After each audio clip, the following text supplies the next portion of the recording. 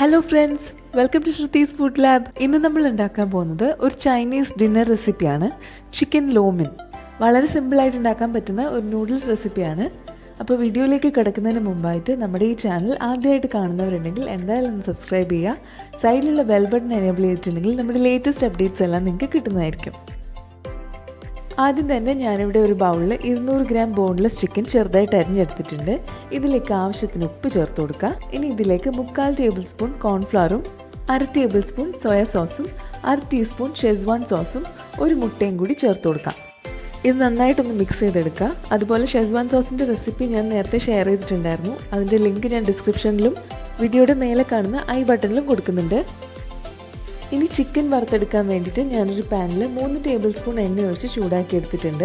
ഇതിലേക്ക് chicken pieces ചേർത്ത് കൊടുക്കാം. 2 സൈഡും നന്നായിട്ടൊന്ന് ഫ്രൈ ചെയ്തെടുത്തതിന് ശേഷം ഇതൊരു ബൗളിലേക്ക് മാറ്റി വയ്ക്കാം. ഈ ഒരു റെസിപ്പി ഉണ്ടാക്കാൻ വേണ്ടിയിട്ട് 250 ഗ്രാം ചൈനീസ് എഗ് നൂഡിൽസാണ് ഉപയോഗിച്ചിരിക്കുന്നത്. നൂഡിൽസ് തയ്യാറാക്കാൻ വേണ്ടിയിട്ട് ഒരു പാത്രത്തിൽ ആവശ്യത്തിന് വെള്ളം എടുത്ത് തിളപ്പിച്ചെടുക്കുക. ഇതിലേക്ക് നമ്മൾ നേരത്തെ എടുത്ത് വെച്ച എഗ് നൂഡിൽസ് ചേർത്ത് കൊടുക്കാം. 5-6 മിനിറ്റ് ഒരു മീഡിയം ഫ്ലെയിമിൽ വെച്ച് ഇത് കുക്ക് ചെയ്തെടുക്കാം. 5 മിനിറ്റിന് ശേഷം നൂഡിൽസ് കുക്കായി വന്നിട്ടുണ്ട്. ചൂടുവെള്ളം ഡ്രെയിൻ ചെയ്ത് കളഞ്ഞതിന് ശേഷം ഇതിന് നല്ല തണുത്ത വെള്ളത്തിലേക്ക് ഇട്ട് കൊടുക്കാം. നൂഡിൽസ് ഓവർ കുക്ക് ആവാതിരിക്കാൻ വേണ്ടിയിട്ടാണ് ഇങ്ങനെ ചെയ്യുന്നത്. എന്നിട്ടൊന്ന് മിക്സ് ചെയ്തെടുക്കുക.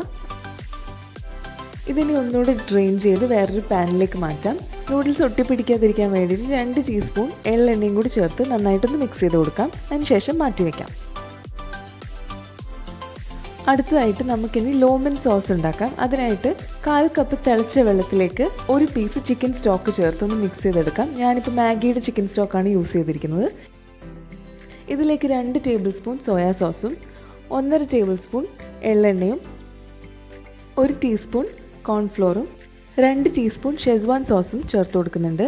നിങ്ങൾക്ക് ഓയിസ്റ്റർ സോസ് ഉണ്ടെങ്കിൽ 1 ടേബിൾ സ്പൂൺ ഓയിസ്റ്റർ സോസ് ചേർത്ത് കൊടുത്താൽ മതിയാവും. എനിക്കതില്ലാത്തത് കാരണമാണ് ഞാനിപ്പോൾ 2 ടീസ്പൂൺ ഷെസ്വാൻ സോസ് യൂസ് ചെയ്തിരിക്കുന്നത്. ഇതിനി നന്നായിട്ടൊന്ന് മിക്സ് ചെയ്ത് മാറ്റി വയ്ക്കാം. ഇനി ചിക്കൻ ലോമൻ നൂഡിൽസ് ഉണ്ടാക്കാൻ വേണ്ടിയിട്ട് ഞാനിവിടെ ഒരു പാനിൽ 1/2 ടേബിൾ സ്പൂൺ എള്ളെണ്ണ ചൂടാക്കി എടുത്തിട്ടുണ്ട്. ഇതിലേക്ക് 1/2 ടേബിൾ സ്പൂൺ വീതം വെളുത്തുള്ളിയും ഇഞ്ചിയും നീളത്തിലരിഞ്ഞത് ചേർത്ത് കൊടുക്കാം.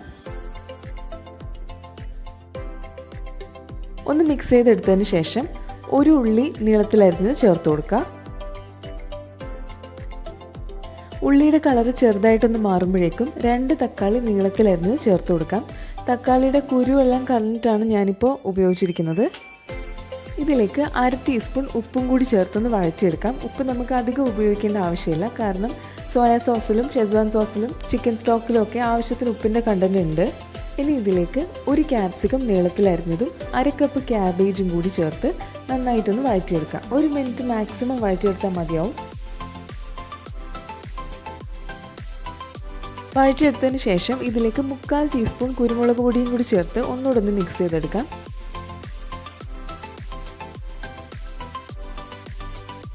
ഇനി ഇതിലേക്ക് നേരത്തെ നമ്മൾ വറുത്ത് വെച്ച് ചിക്കൻ ചേർത്ത് കൊടുക്കാം. മിക്സ് ചെയ്തെടുത്ത ശേഷം നമ്മളുടെ നൂഡിൽസ് ചേർത്ത് കൊടുക്കുക. അതിനോടൊപ്പം തന്നെ നമ്മൾ നേരത്തെ ആക്കി വെച്ചിട്ടുള്ള ലോമൻ സോസും കൂടി ചേർത്ത് കൊടുക്കാം. ഇത് നന്നായിട്ടൊന്ന് മിക്സ് ചെയ്തെടുക്കാം.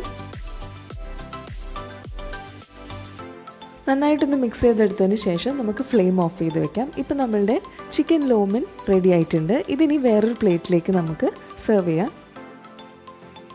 നല്ല ടേസ്റ്റി ആയിട്ടുള്ള ഈ ഒരു റെസിപ്പി എല്ലാവരും ഇത് വീട്ടിലൊന്ന് ട്രൈ ചെയ്ത് നോക്കാം. വളരെ എളുപ്പമാണ് ഇത് ഉണ്ടാക്കാൻ വേണ്ടിയിട്ട്. ഞാനിപ്പോൾ ഇതിൻ്റെ മേലെ കുറച്ച് എള്ളും കൂടി ചേർത്ത് ഇങ്ങനെ ഡെക്കറേറ്റ് ചെയ്തെടുത്തിട്ടുണ്ട്.